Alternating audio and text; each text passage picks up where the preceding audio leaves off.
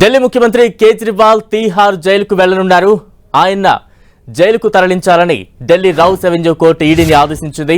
10 రోజుల ED custody ముగియడంతో Kejriwal ను అధికారులు రౌస్ అవెన్యూ కోర్టులో హాజరుపరిచారు. లిక్కర్ స్కామ్ మనీ లాండరింగ్ కేసులో కేజ్రీవాల్ తీహార్ జైలుకు వెళ్లనున్నారు. ప్రస్తుత దశలో కేజ్రీవాల్ కు కస్టోడియల్ విచారణ అవసరం లేదని, ఆయనకు జ్యుడిషియల్ కస్టడీ విధించాలని ఈడీ కోరింది. ఈడీ కోరినట్టుగానే రౌస్ అవెన్యూ కోర్టు ఈ నెల 15 వరకు కేజ్రీవాల్ కు జ్యుడిషియల్ కస్టడీ విధించింది. తీహార్ జైల్లో ప్రత్యేక ఆహారం, మందులు, పుస్తకాలు, మతపరమైన లాకెట్ ను కలిగి ఉండటానికి అనుమతి కోరుతూ అప్లికేషన్ దాఖలు చేశారు. కేజ్రీవాల్ తరపు న్యాయవాదులు Bhagavad Gita, Ramayanam, how prime ministers decide పుస్తకాలను జ్యుడిషియల్ కస్టడీలో చదవడానికి కోర్టును అనుమతి కోరారు. కేజ్రీవాల్ జ్యుడిషియల్ కస్టడీ కోరుతూ ఈడీ కేజ్రీవాల్ పై అనేక ఆరోపణలు చేసింది. Liquor policy, money laundering case దర్యాప్తుకు కేజ్రీవాల్ సహకరించడం లేదని, తప్పించుకునే సమాధానాలు ఇస్తున్నారని అధికారులు ఆరోపించారు.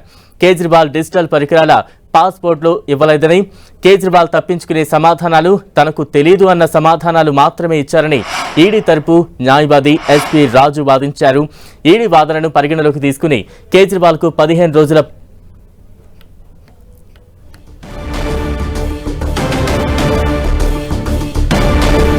ఢిల్లీ లిక్కర్ కుంభకోణంలోనే అరెస్ట్ అయిన ఆప్ నేతలు మనీష్ సిసోడియా, సంజయ్ సింగ్, విజయ్ నాయర్, బీఆర్ఎస్ ఎమ్మెల్సీ కవిత తీహార్ జైల్లోనే ఉన్నారు. అవినీతి కేసులో అరెస్ట్ అయిన సత్యేంద్ర జైన్ కూడా తీహార్ జైల్లోనే ఉన్నారు. अरविंद जी, पूरा इंडिया गठबंधन के लाभ के लिए जुटा मामले में था, क्या कहेंगे? मंत्री जी जो ये कर रहे हैं ये देश के लिए अच्छा नहीं है।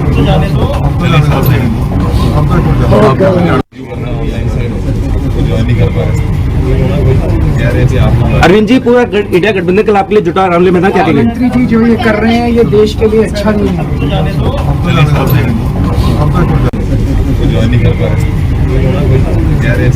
अरविंद जी, पूरा इंडिया गठबंधन के लाभ के लिए जुटा मामले में था, क्या कहेंगे? मंत्री जी जो ये कर रहे हैं ये देश के लिए अच्छा नहीं है।